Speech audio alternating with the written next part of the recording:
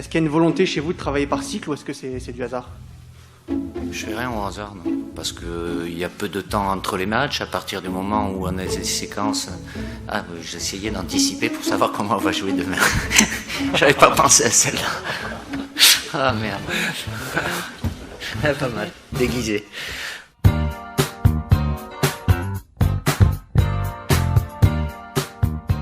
Et bienvenue dans la quotidienne, hein. Et oui, c'est classique, à chaque conférence de presse, on essaye plus ou moins, les journalistes, de savoir quelle sera la compo mise en place par Didier Deschamps lors du match à venir.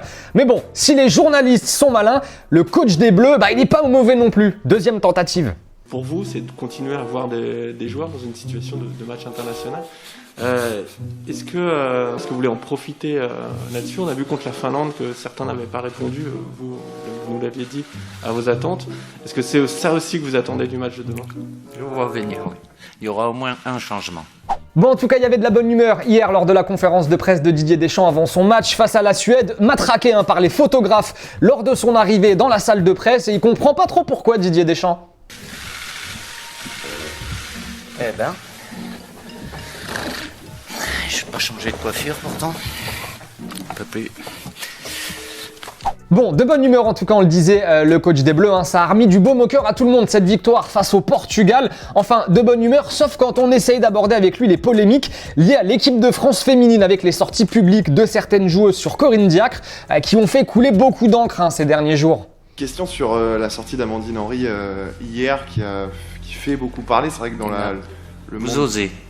Vous faites service après-vente pour votre chaîne ou quoi? Non, pas du tout, c'est l'actualité. Bah si, déjà vous sortez des choses comme ça. Par respect pour elle, voilà, je ne me sens pas, c'est pas mon rôle de donner un avis sur une situation dont je ne connais pas les tenants et les aboutissants.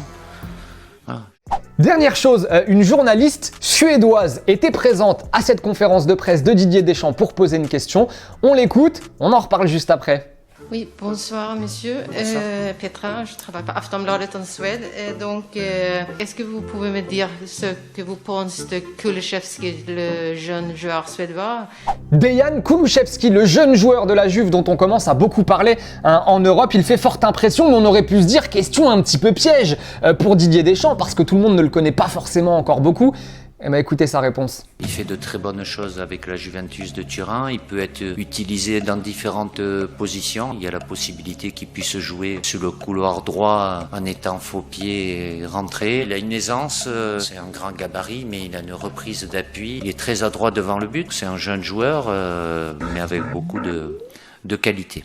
En attendant, France-Suède, c'est ce soir, dernier match donc de l'année pour l'équipe de France. On en reparle évidemment demain dans la quotidienne. En attendant, vos petits pronos, s'il vous plaît, c'est la question du jour. On va voir si les connaisseurs et les connaisseuses sont dans le coin. Pronos, si vous lâchez un buteur, c'est encore mieux. On en reparle demain.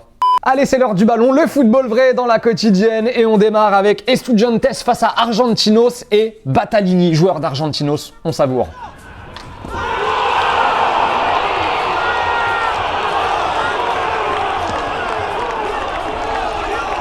Et Colonne face à Cordoba avec la magnifique inspiration de Rodriguez. Sans contrôle, la frappe lobée de l'extérieur du pied. C'est technique.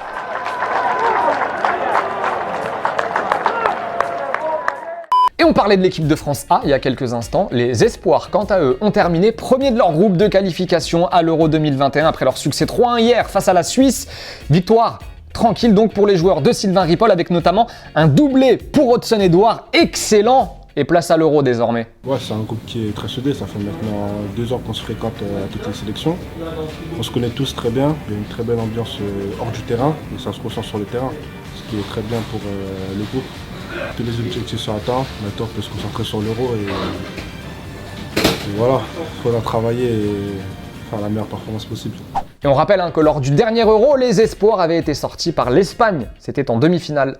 Et en Espagne, tenez justement, mauvaise nouvelle, très mauvaise nouvelle, on est dégoûté pour Luis Suarez testé positif au Covid. Voilà, alors samedi soir, il y a Atlético Barça et on avait trop hâte de voir l'Uruguayen face à son ancien club avec qui ça s'est pas très bien terminé. Malheureusement, forfait pour ce match, Luis Suarez est clairement, on est dégoûté. Et coup de gueule en cette période de trêve internationale signé José le Terrible. Alors je vous propose d'abord de découvrir sa déclat et on verra ensuite la photo qui l'accompagne. Incroyable semaine de football, grandes émotions lors des matchs des équipes nationales, superbes matchs amicaux et une sécurité totale. Résultat des tests Covid-19, après que les rencontres se sont déroulées, des inconnus qui courent sur le terrain alors que les équipes sont là et bien plus. Après une nouvelle séance d'entraînement avec seulement 6 joueurs, il est temps que je prenne soin de moi. Pas content de la sécurité autour des matchs internationaux qui se sont joués ces derniers jours, donc José le Terrible. Et pour accompagner cette déclaration, sur son compte Insta, il y avait cette petite photo, voilà. Il a posté ça, en train de bosser les jambes à la salle. José le Terrible, bon voilà, c'est toujours lui le patron, ça bouge pas. Les deux commentaires, allez, sélectionnons en réponse à la question d'hier qui était la suivante. Adrien Rabiot a-t-il gagné sa place, ça y est, chez les Bleus? Eh bien, Buzz nous dit Rabiot n'a pas définitivement gagné sa place, il a encore beaucoup à prouver, comme un Kanté par exemple, mais il a montré qu'il était là quand il le fallait. E-Link nous dit rien n'est jamais acquis, mais c'est sûr que Rabiot a marqué des points, à lui de prouver qu'il est là pour réitérer ce genre de performance lorsqu'on aura besoin de lui. C'est la fin de la quotidienne les amis, en attendant, on n'oublie pas, le maillot de Marcus Thuram a gagné cette semaine dans la quotidienne, on le récupère ce soir, on vous le montrera demain normalement ou après-demain. En attendant, on peut toujours jouer sur YouTube, réservé à nos abonnés. Bye bye en images et en musique. En attendant, on se retrouve très vite. Salut. Never been a yes man, so I don't feel like I have to explain. F y'all new ex-drug dealer, ex-ball player, ex-games. Going down like Aspen, diamonds in the watch like aspirin. From the clay like Cassius, ride the beat, the seatbelt fasten.